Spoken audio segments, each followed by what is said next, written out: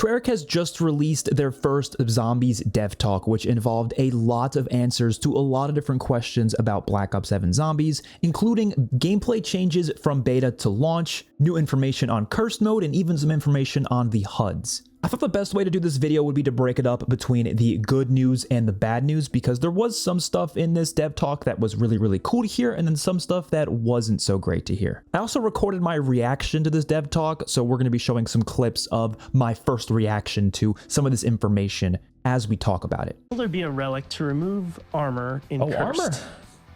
No. You really need armor to survive these high rounds. It's a harsh world. So let's start off talking about the good news, and the first thing they talked about was the fact that the HUD themes are going to be ready for launch. They talked about the fact that they are going to have Zombies unique HUDs, which is what a lot of us have been asking for. Unique Zombies HUD. They're talking about the HUD right away? There is a unique HUD theme coming to Zombies at launch. We're really excited to have that in BO7 and look for some more saw the leak for it. Seasons.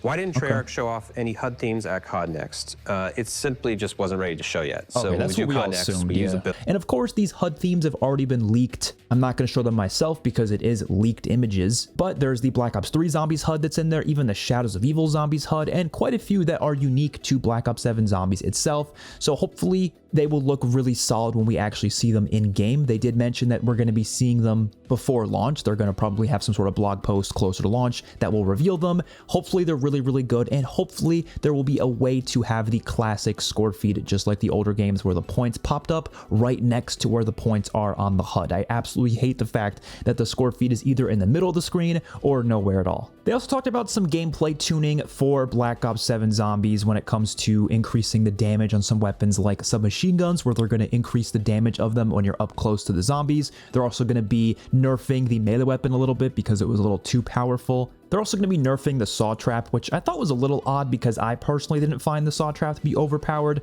but apparently some people felt that way, so it seems like they are going to be nerfing it a little bit. And they're also just going to make some adjustments to some of the weapons here or there as well. That was definitely the least interesting stuff in this dev talk, though I wasn't necessarily freaking out in a positive or negative direction for that. I expected some gameplay tuning, and it seems like we are going to be getting that. They did confirm that they are not going to be returning every single Black Ops 6 special enemy in Black Ops 7 Zombies. Some people were worried about that because of the Doppelgast returning on Van Dorn Farm, but Kevin Drew did clarify that the returning special enemies is going to be something specific to the survival maps. There might be some that they do on the other maps when it comes to really old special enemies from like the older games, but when it comes to stuff from Black Ops 6, like with the Doppelgast, the only reason they put that on Van Dorn Farm is because they want each survival map to have something unique about it. And I'm honestly on board with that. Why was the Doppelgast in the beta?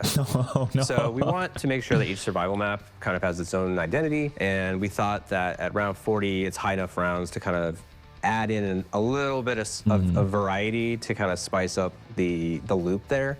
We thought the Doppelgast is a great kind of intermediate between the Zersa and the normal zombies and the Ravagers.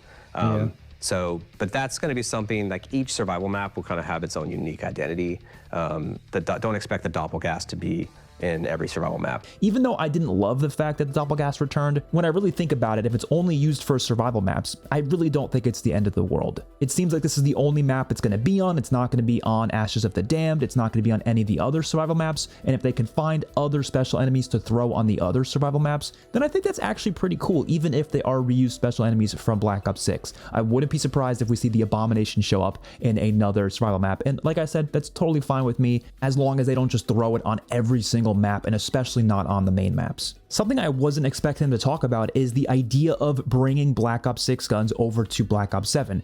Obviously, after they canceled Carry Forward, a lot of Zombies fans were upset because they felt like there's quite a few classic Black Ops 6 weapons that should just carry forward into Black Ops 7, like the Olympia and the PPSH, and maybe even now the MP40. And they did not confirm that this is going to be happening, but they did say they are open to it and they are looking into it. Legacy weapons in BO7 Zombies, like the Olympia and PPSH. Going to carry forward some weapons? We've seen the discussion about this. Oh, shit. And we are looking into how this might be doable. Okay. But no promises. No promises. Okay, was the interesting. X50. So there's a big chance that we might see some Black Ops 6 guns carry forward into Black Ops 7.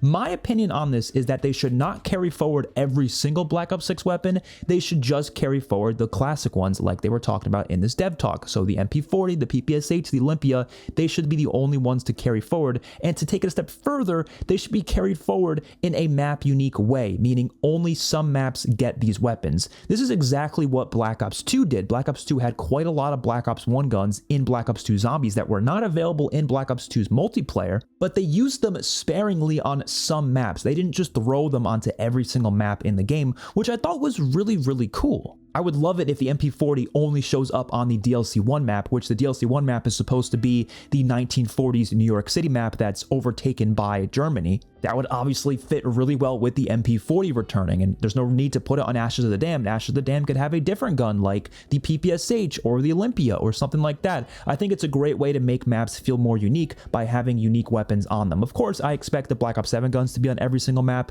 but I think it'd be really cool if these classic BO6 guns are only on some maps. And the last piece of good news we got in this dev talk is actually about Cursed Mode. So of course, everyone's been worried about how Cursed Mode is actually going to be unlocked, because they did say that you're going to have to do something to unlock it. And we were all going with the assumption that it was going to be the main quest, because in one of the developer direct videos, Kevin Drew kind of hinted towards it being the main quest, and so that's what everyone was assuming. It was also leaked that you were going to have to complete the main quest to do it. But they have just come out and said that due to feedback, they are changing this, and they're going to instead make it so it becomes unlocked for everyone once the community solves the main quest. And we get cursed at launch without having to unlock it. So we know there's a lot of discussion about this, and we totally understand that players want to experience this version of Zombies.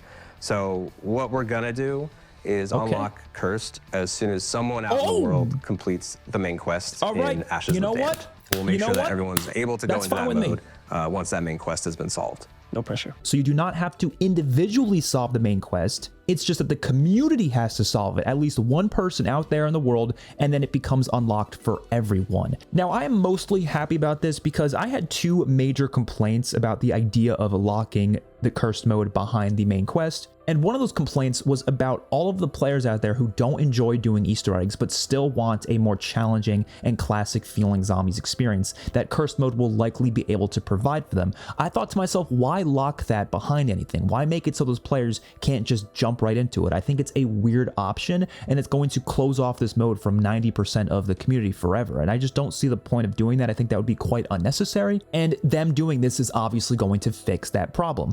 But my other complaint was the fact that I wish we would be able to play Black Ops 7 for the first time in Cursed Mode. I don't see the point of making it so we have to wait any amount of time, even if it's just going to be probably like 8 hours after launch. It still is weird that I'm going to have to play the standard version of the game for the first, few hours or whatever. It's just strange, but it's not the end of the world. I'm definitely happy about this, and it will lead to a lot more people getting into Cursed Mode and hopefully enjoying it if they haven't been enjoying some of the modern systems, because obviously you will be able to disable some of the modern systems with relics, and even just by default, you're going to have the classic point system and no loadout, so it's already going to feel more classic from the get-go, and it will obviously be more challenging. But unfortunately, we do have some bad news when it comes to Cursed Mode, and this one is one that I don't think is the worst news possible. There definitely could be worse news that we could hear, but for a lot of people, this is by far going to be the worst thing they could have possibly have heard about this game, and it's specifically about Cursed Mode, and this is the fact that there will not be a no armor relic. Despite the fact that there was many leaks talking about no armor relic being a possibility,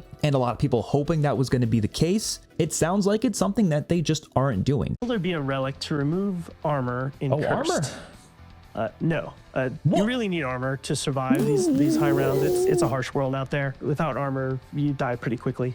So we do have an augment for Vulture Aid that will automatically replay an armor piece for you when you pick it up. But also, there's golden armor, which you can get after you upgrade to 3 plates. You're gonna need golden armor in Cursed. It's a really challenging mode. When you start stacking those relics at higher tiers, it's essential. This whole dev talk was a bunch of W's until that. Not gonna lie. What? I wouldn't be surprised if they tried to do the no armor relic. Maybe they were hoping to do it, but they just couldn't make it work. The developers in this dev talk specifically said that the reason they're not doing it is because you're going to need armor to survive, and they think it's just going to be unbalanced without it. And although they are completely correct on that, I was hoping that they would be able to find a way to rebalance things to make it so this no armor relic makes it work. It sounds like the whole idea of each relic coming with a benefit isn't really going to be the case, at least not in the way I thought. It sounds like the benefits are just going to be the rewards, like golden armor, for example. And I do think this is unfortunate. I do think it would have been really, really cool if they made a system where putting on relics like that, like the no armor relic, would do something that rebalances the game in other ways. The way they describe this mode, I almost feel like there's going to be more things that are challenging by default that they haven't talked about yet, because literally all they've said about this mode so far is classic point system, no minimap, no loadouts, and 2 different relics, one of which being no ammo caches and the other one being a 4 perk limit.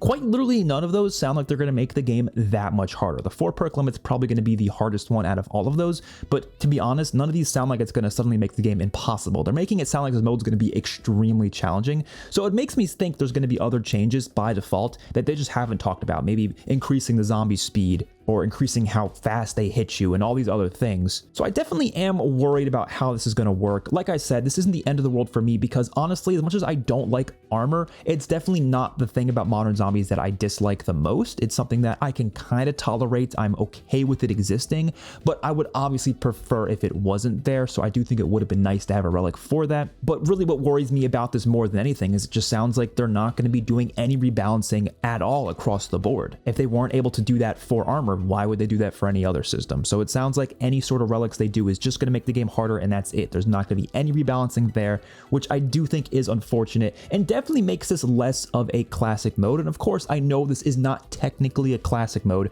but every single system, everything that they've talked about so far when it comes to what can change in this mode is something that makes the game more classic. So I do think it would have been nice if there was some rebalancing done, but of course, it sounds like that's probably not going to happen. At this point, just give me no rarities and I'll be happy at that point. That's really all I need. I mean, the classic point system is already huge for me, but if we have no rarities, I'm going to be fully on board with this mode. Again, it is unfortunate that they're not removing armor with a relic or anything like that, but I guess we'll have to wait and see how it plays. Of course, we are going to have golden armor as a reward, and golden armor will kind of make it so you're not going to have to think about armor as much. It's just going to automatically replay it for you, which, like I said, would be nice, which obviously doesn't completely fix the issue. I mean, at least for me, I don't like damage scaling more than anything. It's not even just about armor, it's about damage scaling, which damage scaling is kind of related to armor, but I just don't think they wanted to rebalance everything, and I can understand that from the developer's perspective.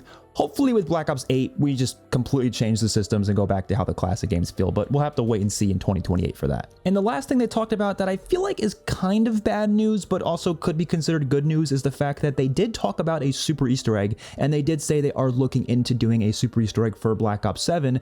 Will there be a super Easter egg in Black Ops 7? A super Easter egg is something that we care a lot about, we know the community cares a lot about, and we want to do it right. What so about it's Black something Ops we're looking 6? into for Black Ops 7. This being a continuation from 6 to 7, it makes a lot of sense. 6 to 7. He If we're said that gonna on do one, to purpose. have it at the end of this year. Thanks for the feedback during the beta. We love the passion from the community. Wait. We want to keep Easter egg in Black Ops 7. We want to do it with a lot of sense. If we're going to do one, to have it at the end of this year. Thanks for the feedback. At the end of this year? And we want to do it right. Wait. So it's something we're looking into for Black Ops 7. This being a continuation from 6 to 7, it makes a lot of sense. If we're going to do one, to have it at the end of this year. Thanks. So, okay, when he says at the end of this year, he means the end of Black Ops 7's life cycle. He doesn't mean at the end of 2025. That's what got me confused. I'm thinking like, why the end of this year? He meant like the end of this life cycle for this game. But the reason I think this is kind of bad news is because why didn't we get one for Black Ops 6? It just already feels weird that we didn't get one for this game because so many zombies games have had some sort of super Easter egg, even if it's minor. It could have been something so small. I feel like people still would have been happier with that. But it sounds like the super Easter egg has been saved for Black Ops 7, and it is going to connect to Black Ops 6 in some way, so it might give us some rewards retrospectively in Black Ops 6, but I think that's weird. Just have separate super Easter eggs for Black Ops 6 and Black Ops 7. Maybe you want one that's together that connects the games as well, but I feel like both of them should have their own individual super Easter egg rewards as well. It just seems like that's not going to be happening, which I do think is unfortunate, but I'm glad that it sounds like Black Ops 7 probably will have one. Overall, those are my thoughts on everything they talked about in the dev talk today. There was a couple other things they mentioned, but it wasn't really news necessarily. They talked about the new weapon they added in Black Ops 6 and whether or not it was intended to be a wonder weapon or not. And that stuff obviously is fun and interesting to hear about, but it's not really news about Black Ops 7. But overall, I'm very excited for this game, and I really hope to learn more about Cursed Mode in the next few weeks. It sounds like they're not going to be talking much more about it because they really want this mode to be a secret, but that does worry me quite a bit because there's still so much more we don't know about this mode, and I feel like it would be a good idea to clarify just a few extra things about it, especially rarities. I would love to hear whether or not this mode's going to have rarities. Let's all hope it doesn't. Hopefully you guys enjoyed. Let me know your thoughts in the comment section down below. I will see you all in my next one. Peace out.